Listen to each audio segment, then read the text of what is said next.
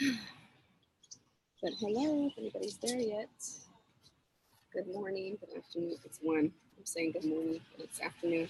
Hey, Tessa. How are you? I can hear myself now. I think I need to close this because I'm hearing myself. I haven't gone live in Zoom in a minute.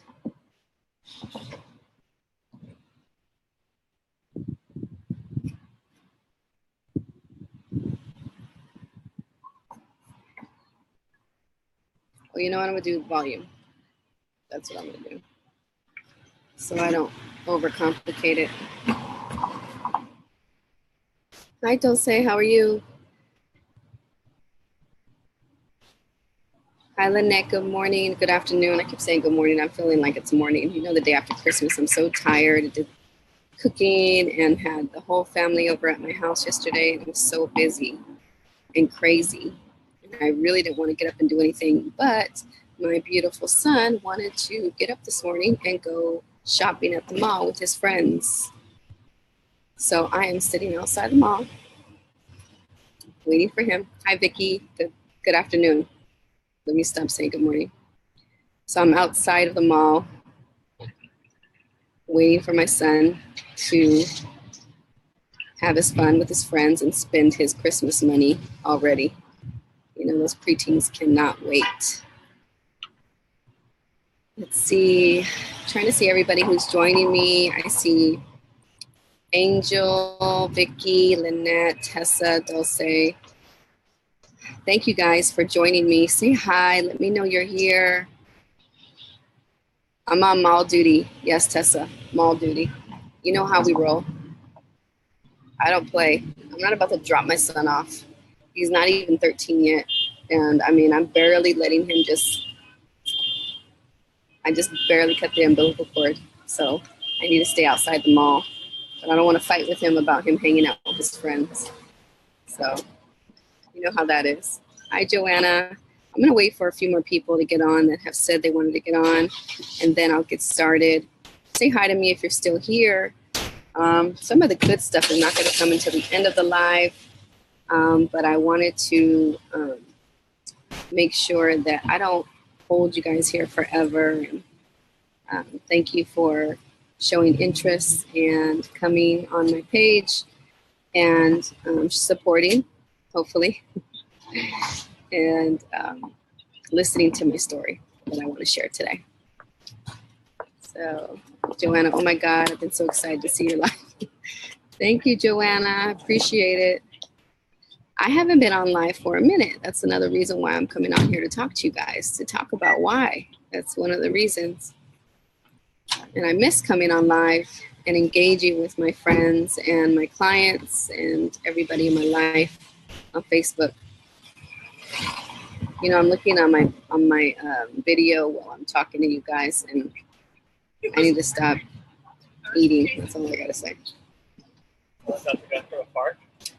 I need to stop eating. These holidays are really getting to me, and I can feel it, and I can see it in my video on my face. Some of you guys can relate when you go live. You see every nook and cranny, every wrinkle, every like bulge, every, you know, I had jaw surgery last year, so I'm always critiquing my jaw and looking at it. So say hi if you're here. Let me know you're here. Let's see, we have a few people on. Okay, I don't want to hold you guys too much longer. So I'm gonna go ahead and get started. A few people know my story that are on here. So thank you for coming on again and listening and joining me. But you don't know everything, right? You might know bits and pieces I might have shared with you, but you don't know everything going on. And the reason why I wanted to share it is because I actually shared this story on a podcast, well, actually in a summit, I think on a podcast that's going to come out in a couple days as well, but in a summit called the Real Women Don't Bitch Summit. And by August Crenshaw. I don't know if she's joining or if she's going to come on today, but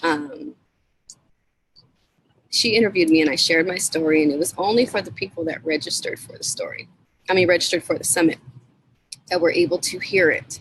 So a few of you heard it because you were a part of that summit, and you heard my story that I shared, but I wanted to release it because it's something that actually sits on my shoulders every day.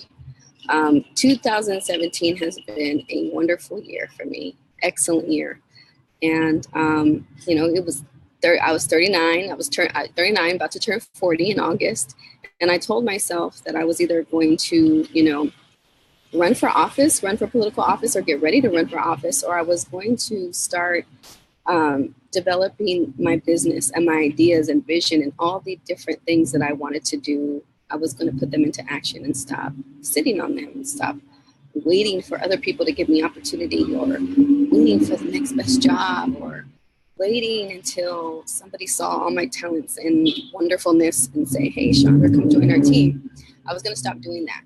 And I was going to start creating opportunity for myself, because I'm sorry, you guys, I'm outside. I needed to be outside. So excuse all the noise. I hope it's not too much in your ears and you can still hear me clearly. Let me know.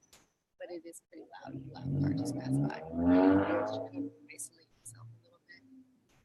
It didn't work 100%, as you guys can hear. Anyway, let me know if it's a problem with the sound. Anyway, so I told myself I was going to stop doing that. So that's when I went into action and started writing my book, and got a coach. And my coach is on here, the wonderful Tessa Colvin. She's wonderful. And she helped me and started me on my journey to where I am right now and where I'm going to continue to go. So anyway, what happened was I started writing the book, and I put a whole lot of things into action in my business, realized all the potential I had and all of the ideas that I had. I wasn't going to sleep on them anymore and put them into action, like I said. So anyway, it was a great year. This year has been like super fast, a lot of things going on, a lot of great opportunity. But the only reason why I'm getting this opportunity and things are moving is because I stopped being scared.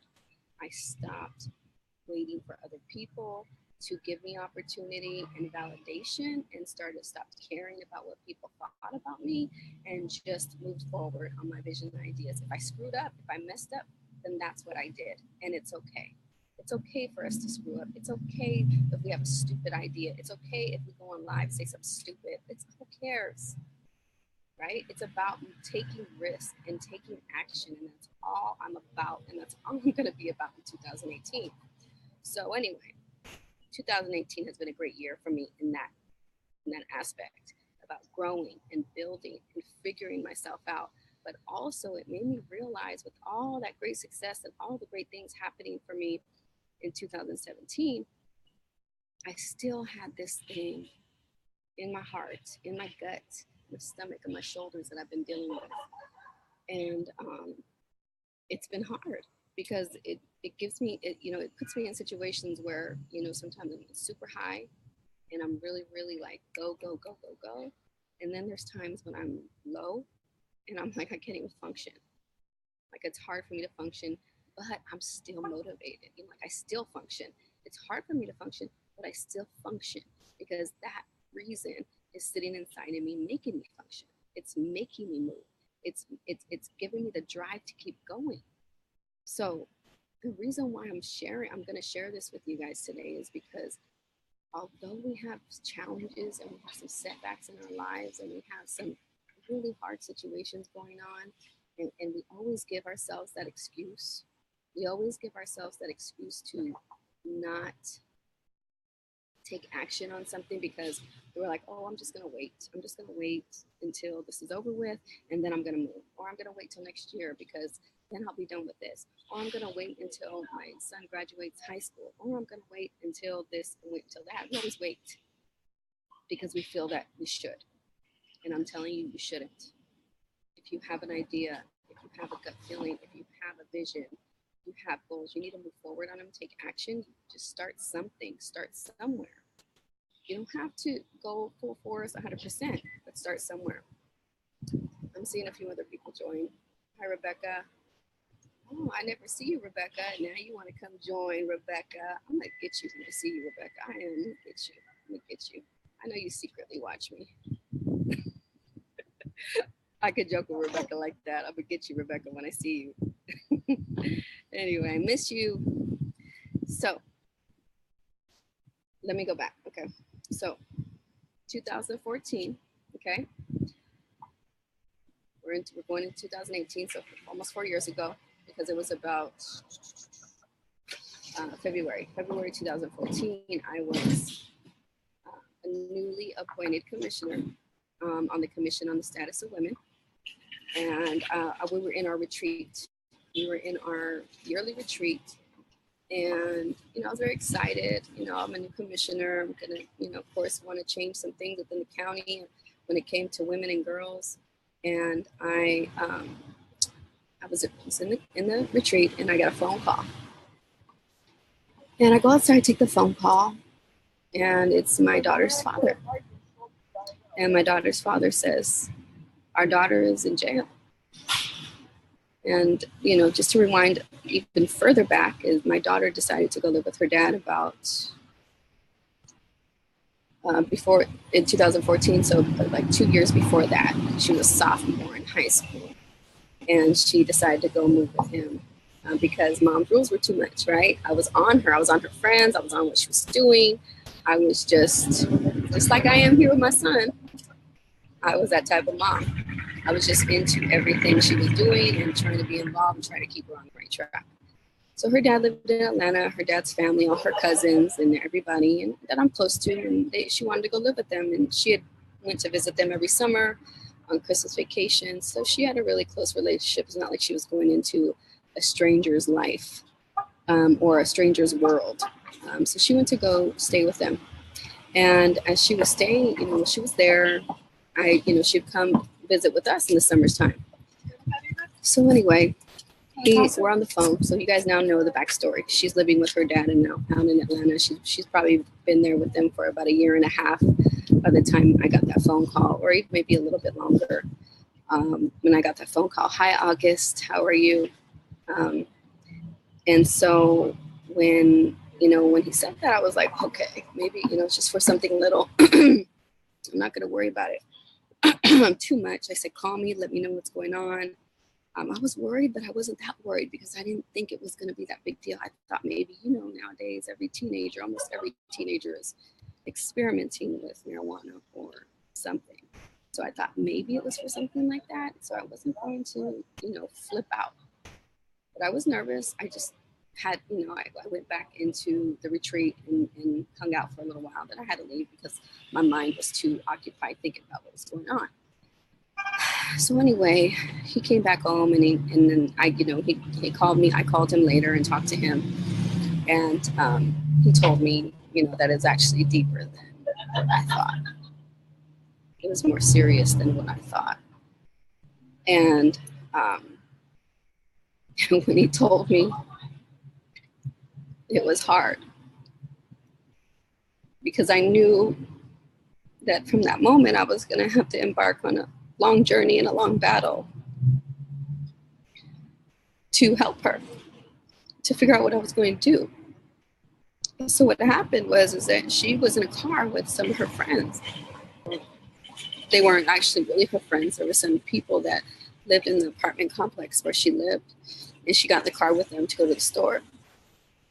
And she didn't know the driver of the car at all.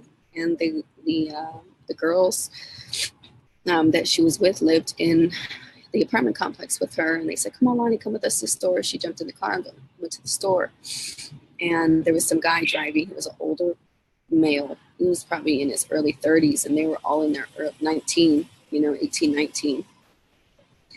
And they get in the car and they go to the store. And these two girls that she only knew from the apartment complex and hanging out with them here and there. One of the girls decided she wanted to rob the driver. And she did. And my daughter jumped out of the car, tried to run home. And she got away. She was able to call her grandma, and grandma picked her up at the gas station close by, and she didn't know what was going on. She didn't know what she was going to do. But what happened was that the driver recognized her and said that she was one of the girls in the car. And so to make a long story short, they picked her up at the apartment complex because that's where he picked them up. He knew exactly where to go, where to pick her up at, and they picked her up. You see, my daughter was a all-star basketball player.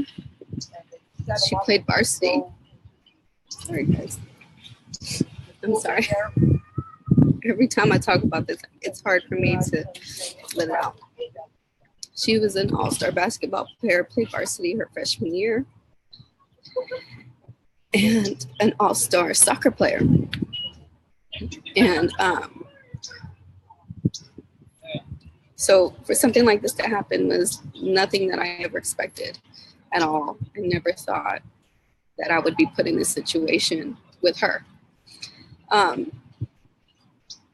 She's 21 now, and she's been there since 2014. She was eligible to come home, was supposed to be eligible, but they denied it. Because Georgia laws are crazy. They're just crazy. So it kind of hit me again this year because I was expecting her to be home for Christmas. It didn't happen. 4 years ago when this all went down, I went down to Georgia and I fought. I was there for weeks. I had to get a few lawyers that could help me. And it was really hard. It was really hard and very expensive. I invested probably about $25,000 in lawyers and lawyer fees to figure it out, because in Georgia, she was accessory. She was with them. They wanted to charge her with 25 years. And it was her first. She would just turn 18. She had just turned 18. So they wanted to charge her with 25 years. And I wasn't going to let that happen. So I had a lawyer. I went out there, was fighting. Showing the DA, and I made packets for the DA. I was knocking on every door of every politician in that county and in the city and talking to them about who I was, about who my daughter was. I just kind of advocated and lobbied for my daughter for weeks to make sure she didn't get 25 years. Because that's what they do to our young people, especially in these southern states, and how they prosecute them and how they charge them with these large number of years for small petty crimes or for first time offenders. It's ridiculous. Thank you for the love. I think I know who that love is coming from. Thank you, August. I appreciate it. August heard my story. I shared my story with her in her summit. And I forget, August, if we talked about it on my upcoming interview on your podcast, but I appreciate the love. But anyway, so I fought it. Anyway, I was able to get the sentence. What they were trying to give her was 25 years, and I was able to get it down with all the advocacy and fighting, and about 3 lawyers later, 9 years. And she was going to be eligible to come home this year. And it didn't happen. It didn't happen. So this is hard for you. This is hard for me, you guys. I'm sorry if I keep jumping everywhere. This is very hard because I haven't shared it, but I have to release it because I'm very discreet online of what I share. But I feel in order for me to be the best coach, the best leader, I need to be able to be as transparent as possible and let you guys know that we all go through things. We all go through drama. We all go through pain and hurt within our lives. And that shouldn't stop us from moving forward. It shouldn't stop us from accomplishing our goals. It shouldn't stop us from motivating other people. It shouldn't stop us from being an example to other people, to see that although we all go through challenges and we all go through different setbacks, we have to keep going. And as much as it holds me back, it is my motivation. She is my motivation to keep going. My daughter is my daughter. And if you know me, you know, or you will know what kind of person she is. She is a fighter. She completed her GED, high school. She's completed several programs in there. She's, dancing. She's actually learning how to fix pipes. And it's just, I never thought I'd be dealing with this. I never thought I'd be in a situation like this. And it can be embarrassing, it could be shameful, it could be hurtful, especially because of the type of person I am and the type of things that I do in the community. That's where the shame came from. In the first place, it was like, I'm a commissioner in Santa Clara County. I'm on the Commission on the Status of Women. And girls, vice chair of the Commission on the Status of Women, girls, and my daughter is in prison. What kind of role model are you, Chandra? You know, when your daughter is there, that's how I would look at myself and the things I would say to myself to sabotage myself. But as you see, my self-sabotage doesn't work because I still keep moving forward. I still keep striving forward no matter what. No matter what. Hi, Tasha. That is my sister. If you guys don't know, check out a book called Mama, I Should Have Listened. That is my sister, Tasha Smith Mills. She is awesome. She wrote a book. Check it out. Google her. Check out her book and her story. I love you too, August. Thank you. August, you're wonderful. Veronica, I love you too, sister. You guys are wonderful. Thank you for the support. I can't read them all, but I'll read them in a minute so I could keep going, and some people could come off if they need to. I don't want to hold people too long. I know this is going to be long. I expected this to almost be close to an hour. So bear with me because I have some great news moving forward.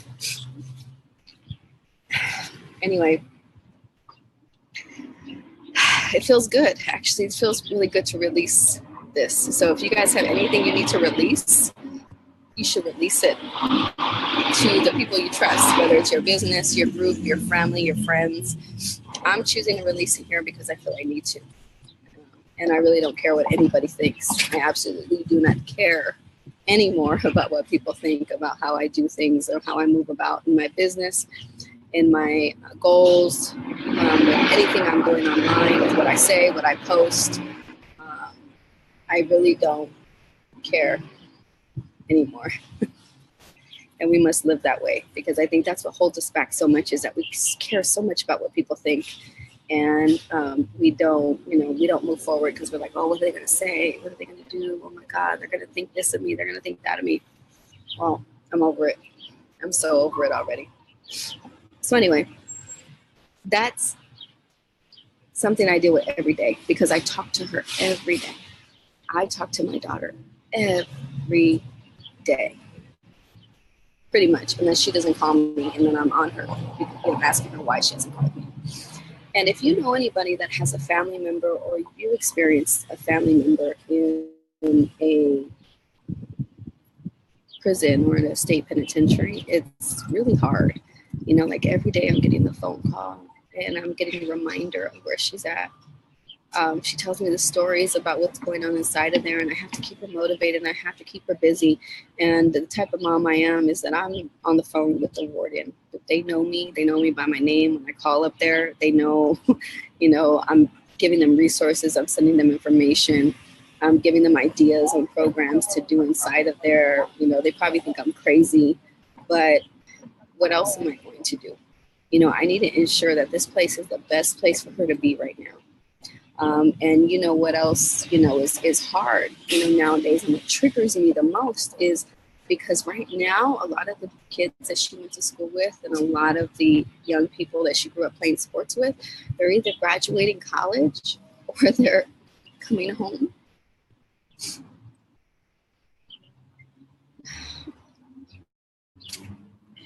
They're coming home on Christmas vacation. Social media. And my business and my world is social media, so I have to be on here, is that I see it. And it triggers me. It triggers me every time I see that. It's happy time. I'm happy for everybody, but honestly, it's really hard. So I have to be able to be strong during these times and realize and keep my eye on the prize and focus on her and make her life happy and try to make this time for her, because I know this time for her is hard as well, because she has to spend her holidays in there away from her family when she needs me the most, when she needs us the most. So It's rough. Thank you, Tasha. I know. Thank you. I can imagine what you're going through. So I know you know exactly what I'm dealing with. But anyway, where was I? Oh, okay. All right. So moving forward, I got to continue. I gotta stay focused on my business. I gotta keep things happy for my son. I'm gonna keep things as normal as possible because that's his best friend. That's his sister. He loves her. He adored her, and he's worried about her every day. So I have to keep him focused and remember that I'm still raising him, and I have to ensure that he's on the right path. And I'm telling you, he's not going anywhere. He's staying with me because that's one of my regrets, is to ever let her leave and go move to Atlanta. So sitting with that regret, with that shame and guilt, that guilt of letting her go, because I know, I really know in my gut that would have never happened if she was home with me. But also, you just never know. We are all human. We are all one bad decision away from being in a place like that. We are all one bad decision away. So, I had to stop judging myself, stop getting down on myself, stop being hard on myself, because I knew that, and also one thing that I stopped doing, and Tasha can agree with me, is that I had to stop judging other parents. Because look at my situation. Who am I to judge somebody else when I have a daughter in a place where she's at? How could I judge another parent on the way they parent? We shouldn't judge other parents because you just never know their situation. Because a lot of people could say, oh, she's there because of her upbringing. Oh, she's there because her mom didn't keep good tabs on her. Her mom let her do whatever she wanted, which is false, right? It's false. So you just never know people's circumstances to judge them on where they're at, or where their kids at, or what's going on in their lives, because you never know. You never know. You truly, truly never know. Tessa, so true. Just one bad decision away at any given time. Yes, I truly believe that, and I've had to, be stronger for that, and I've had to, give advice to other people about that, and I have so many families and so many other mothers that come to me when things are going down with their kids for advice on what to do, and how to get through the system, how to get a public defender or an attorney, or that process, and I help them go through that. And I tell them, don't be hard on yourself, because they're so hard on themselves. And it's something that I've dealt with and something I'm still dealing with every day. And I tell them, stop being so hard. You don't have to be so hard on yourself. It's going to be okay.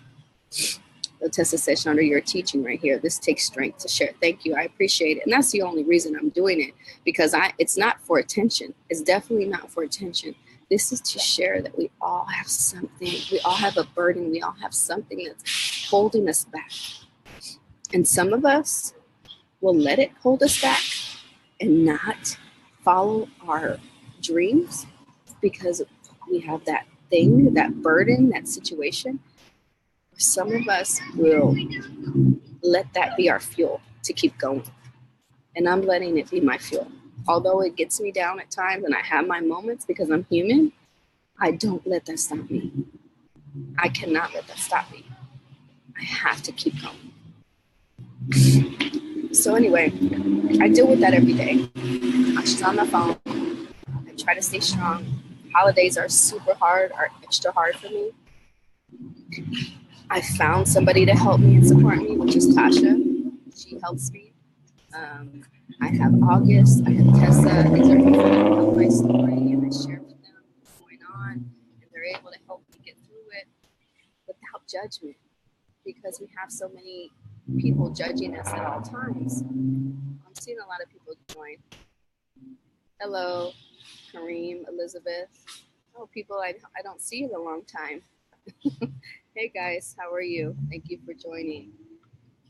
But anyway, that's what I'm dealing with right now, and it's gonna be okay, right? It's gonna be okay. Life goes on. She'll be home soon, and we'll work through it, and we'll figure it out. So if you're just jumping on, please come back and watch the replay later because I'm going to move on. Anyway, 2017 also brought some friendships that, you know, I lost. And the reason why it's significant here is because it was somebody that I was very close to. And it was somebody that I trusted and somebody that I gave all my secrets and I gave all my tools and resources and supported them 100%. And they turned their back on me and they betrayed me. And it was hard for me to deal with it because it was somebody that I invested so much of my time in. And the lesson I learned in that is that people are going to come in your life, you know, whether it's good or bad. And then all we can do is learn from it and move on. You know, it was something I was angry for a minute. And I thought, okay, how can I get redemption and how can I make this person pay? And I had to stop and say, you know what, Chandra, stop, stop. Because I had people in my ear saying, you can't let that person do that. And then I had other people saying, let it go. So I had on both sides telling me what I should do. And I decided to go with my gut and how I felt. And I decided to let it go and move on. Hi, Camille, how are you? I had to let it go. And I did. And I did. Released it, let it go. And we have to let those things go, because if not, they'll be on our hearts and it keep bothering us and eat us up. And it's even harder when you see a person out there that they're using everything, all the tools and resources that you gave them to try to make themselves look good. And you're like, wow, if people really only knew what this person is really about. And it's not my job to tell these people. It's my job to just focus on Chandra and keep going. And that's what I've decided to do. Anyway, thank you, August. I appreciate it.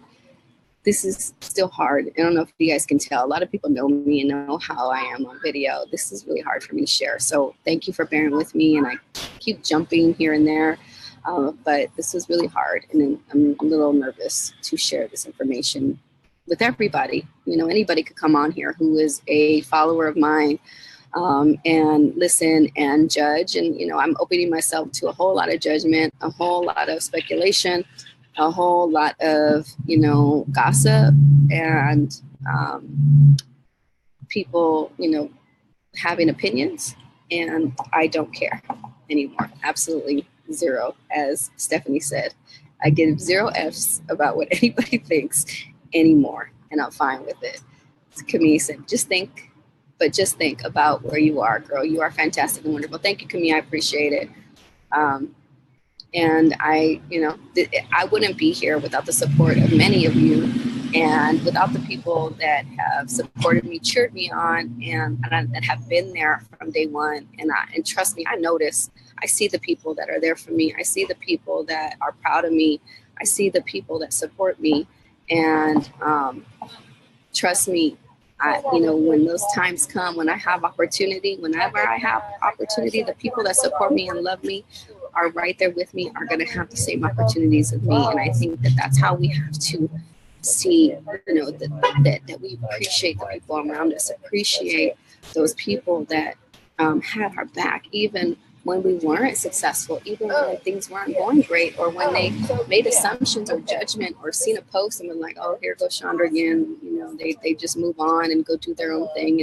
And they, and then they come back, oh, now she has opportunity. I'm gonna hit Chandra up. What does she got today? What's going on today? And, we don't have time for the sometiming people. When you're in business and when you are a leader, you can definitely identify those people that are going to always be there, those people that are supporting you, those people that are just nosy, or those people that just want to know your business. There's a difference. And trust me, I can tell, and I know the difference. Anyway, let me go back. Let me get myself together and get focused. Let me just follow this. Anyway, I was on you guys, I'm like totally lost right now. Okay, let me go back to my notes. Okay.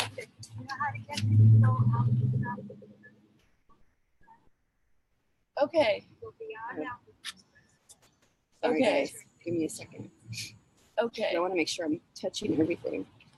Yeah. Okay. And then I had two ladies that wanted to talk right here next to me. But I want to continue. You guys have any questions so far? I'm sorry, I didn't even stop and take any questions. If you guys have any questions before I move on. Oh my God, I can't stand people sometimes, always riding coattails and trying to get ahead. You guys are funny. People can only wear a mask for so long. Yeah. I am making sense. Thank you, August, because I kind of feel like I'm like mumbling along. God had to hide you to prepare you. Now come through, sis. And you know, Tasha's story, Tasha resonates with me, and she actually, you were part of my motivation. You, August, and you, Tessa, just part of my motivation to share my story, because I've, you know, been hiding it, you know, and Tasha hid hers for a long time as well. Once you go check out her website and find out more about Tasha, you'll see she hid her story for a long time until she finally wrote a book about it and shared it. But it's hard. Being in her in very similar situation, it was very hard for her. But she gave me the courage because I felt like people need me. And the other thing that gave me the courage to do it is because I've had so many women and moms come to me and they needed my help and support. They needed my help and support. And I knew that somebody's waiting. Somebody needs to hear this message. Somebody needs to know, well, if Chandra could do it, I could do it. If Chandra's going through that every day, because, and the reason why I feel like I'm doing it, because, you know, when a person is incarcerated, especially when you have a child incarcerated, you're incarcerated with them. You are incarcerated with them. Okay? Because you have to support them financially, emotionally. And if you ever heard the saying, you're only as happy as your saddest child. Even though my daughter is in good spirits, she's not 100% happy. So I can only be as happy as my saddest child. And she is my saddest child right now because she is not where she's at. She is not 100%. So I have to give myself emotionally to her and pump her up and motivate her absolutely every day. I have to keep her focused every day. And if I don't, then she can get in depression sometimes. And I have to worry about that. I'm telling you, if I don't hear from her for a few days, I'm like stressed out, freaking out. If I don't hear about her, if I don't hear from her. So you know, you have to understand when people, especially women and moms, I think that, you know, we could go through something different because my husband absolutely doesn't deal with this stuff. He's not worried about her. He's like, it is what it is. She's gonna have to deal with it. He doesn't like that I support her financially. He doesn't like that I'm there for her. He doesn't like that I talk to her almost every couple of days because it's expensive. You know, I'm dishing out so much money. So financially, emotionally, physically, it has physically, with the physical stress, stress can affect you physically. As Tasha, me and her were on the phone, we were sharing our stories. We both had TMJ problems, TMD. And the TMD from my jaw surgery, having my jaw surgery, was from me clenching my teeth and my jaw every night. And it misaligned my jaw because of the stress. I could see my smile now and look at my smile from about 5 years earlier, and I could see the difference. So the physical stress, the financial stress and the financial burden and the emotional burden are all things that I've been dealing with for the past 4 years, but still moving forward. Still moving forward. So another lesson, because what I realize is like, I'm no good if I'm not successful. And if I can't be financially successful, if I cannot be professionally successful, how am I going to help my family? How am I going to help other families? How am I going to help other women and empower them if I just sit back in a corner and keep all this wonderfulness to myself? Right, ladies? Keep all this greatness that we have, that we can give to other people. What good am I going to do if I hide it in the corner and not share it and not share my story and say, look, I'm here, I'm human, my family's human, we go through stuff too, we have issues too, I'm not perfect, but I can still move forward and be successful. And I'm going to tell you in a few minutes why I wanted to share my story, my burdens, my issues, but still understand the great things that have happened for me, not in 2017 and what's about to happen in 2018. So let's go into 2018. And Tasha, I'm not going to divulge everything. I'm gonna give a little piece of what we talked about probably last month when you called me, because I want people to understand when you put yourself out there, when you make connections with people, what great things can come about. And you have to confess them, you have to put them out into the universe. But, you know, I did a post earlier and I said, you know, this is going to be about me being vulnerable, me, a comedian, and stages, because some great opportunities have come my way because of connections I made, because I put myself out there, because I was stopped, you know, hiding behind a wall and started showing my true self and my true vision and taking action on my ideas and vision. Excuse me, guys. So I got a phone call from my friend, a friend of mine, and she, you know, she was trying to call me the day before, and she was like, "What's going on? You know, what are you doing?" And she's like, "I got a phone call to be on a show, and it's a big television show. It's a huge television show, and it's on prime time." And she said, "I want to take you with me." And it's going to be in 2018. We're not sure when, but I can't say what it is, but it's going to be an opportunity for us to share our stories. For us to share our stories so we can tell people about what's going on, so we can, you know, share our stories about what I just shared with you guys and how, you know, families are dealing with situations with families that are incarcerated. But also share, you know, about my book, share about the things that I'm working on, but to put myself out there, right? I can't share all the details, but once I have more of the details, of course, I'm going to share it. But I wouldn't have this opportunity unless I was vulnerable. Unless I was like, when I found out my daughter was going to come home, I was looking for a support group. I was looking for somebody to support me. I was looking for some help. And I found this person, and me and her have been sisters ever since. And because she, you know, she's like, I get so many emails, Chandra. I get so many connections that people want me to be on their podcast or on their show and on this, and they want to collaborate with me. But there's something that resonates with you, and I want to work with you, and I want you to come with me. Any opportunity I have, you're going to have. And so more news to come, but I wanted to share that and let you guys know about that here, and know that so think about it, you all. Think about it. The women that are in business, the women that have goals and dreams here, and you want to move forward in your life, but you're holding back to making a collaboration or make a connection with somebody. You never know when you make that right connection with somebody that's going to provide you opportunity, and then vice versa. Because you had their back and you supported them for a long time, they're going to be like, hey, when I get opportunity, you get opportunity. That's the kind of person I am. So you just never knew. Stop holding back on opportunity, because you never know when it's going to come your way. You never know when, in a most sincere way. It's not about using people. It's not riding coattails. It's about being there and supporting no matter what. And then when you win, they win. And when they win, you win. This is what teamwork and opportunity and collaboration, that's what it's all about. So that's one huge thing for 2018. And just probably about 4 weeks ago, I got another phone call from another one of my coaches, and she was the one that helped me build my course. She's wonderful. Hi, Tasha. Thank you.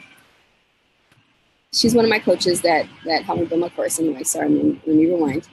And she called me during the day. Me and her talk every Tuesday at 7 o'clock. So she called me in the middle of the afternoon. It was like 2 o'clock in the afternoon. I was like, what is she calling me for? So I picked up the phone. She was like, oh my God, you answered your phone. Thank you for answering your phone. She was like, look, Chandra, remember you went to Colorado. You know, remember you were speaking, you did the speak off and you were on stage and you were live in front of 2,000, 3,000 people seeing you speaking, and you were in the top 10 and in the speak off contest at this conference. She saw somebody seen you. Somebody seen you. And it just so happened that this person that seen you is a speaking coach that travels around the world speaking on stages for, you know, she's made $200,000 to $300,000 speaking on stages. And she's worked with some of the best coaches around the world. And she's starting her own speaking agency. She's starting her own speaking bureau. And she seen you speak and she wants to talk to you. And I was like, she wants to talk to me. Like, why? She's like, it's so crazy, Chandra. She's like, she was telling me about some woman that was talking about social justice and about, you know, sitting at the table or being on the menu. She's like, yeah, this girl was at this conference. She was talking about sitting at the table or being on the menu. And I want to find her. I want her to be a part of my agency. I want to sign her and I want to book her on stages across the country. And she was like, well, one of my clients was at this event. What was her name? She's like, my client's name is Chandra Brooks. And she goes, that's her. That's the girl I'm talking about. And she was like, oh my God, Chandra, she's like, I was flipping out. And I said, let me call her and see if I could give you her number. She gave the number to the lady and the lady called me. This lady has a huge billion-dollar company. I'm not going to mention names, but she's huge. And we talked at the phone. And she goes, what did you think about your speech? It was only a 5-minute speech. She's like, what did you think about your speech, Chandra? And I said, I was nervous. I said, I wasn't prepared 100%. It was like, I didn't expect to be in the top 10 at all. I really was just going to learn. I didn't know I was going to make the top 10.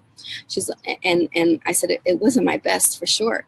She's like, you're powerful. You have presence on stage. You have no idea. She's like, you are amazing. And I want to sign you. And I was like, what? She's like, this is what we're going to do. I know how to find all the stages to get you on stage, get you paid on stage. I know how to do that. This is what I do. And I've been doing it. And this is all legit because I don't deal with the fake and my other coach doesn't deal with the fake and the phony and the people that are just talking. So I know this is very legit. It wasn't like there was no catch. Because she's starting it and it's a brand new agency, but she has all the connections to move forward. This is an automatic thing that she can do. She's like, I can do this. She's like, this is going to be easy. I'm taking some of my employees that work at this business and I'm moving them forward and they're all going to be agents in my agency. And we know how to book stages. And this is what we're going to do. And this is how we're going to do it. So me and her talked for like a whole hour. And she goes, okay, well, I'm going to call you back. We're going to talk, do your intake phone call for 2 hours. And I want to know what airline you'd like to fly in, first class, or, you know, like who's going to say first class or coach? I'm going to choose first class, right? Just kidding. But I'm like, she was going down those options where my mouth was open. Like, I couldn't believe I was on this conversation. I was having this conversation with this woman. What hotels you like to stay in?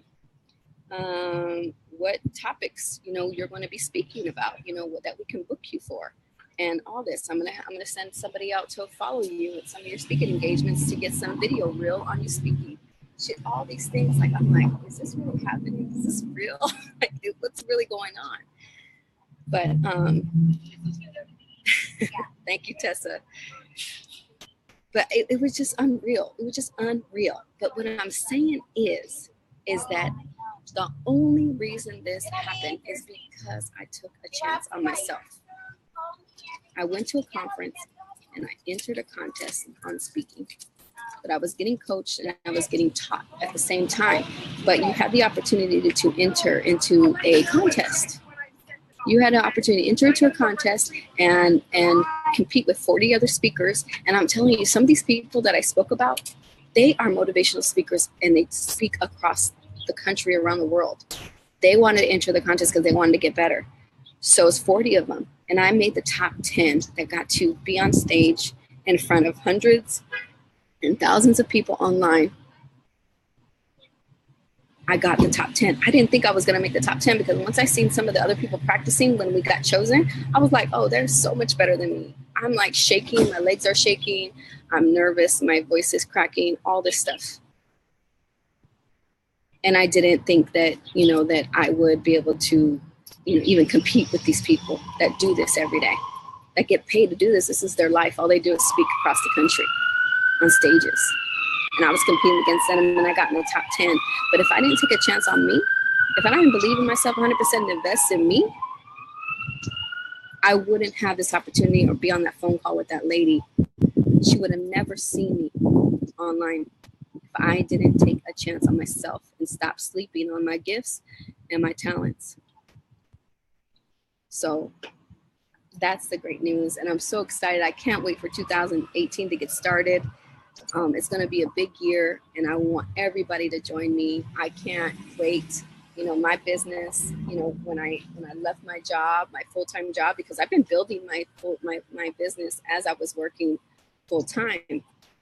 And the building it at the same time as working was very hard, but I still did it. I did it all at the same time, but I wasn't able to go 100% into it. So once I was able to stop working and go 100% into my business, a lot of opportunity came faster than I could even control it.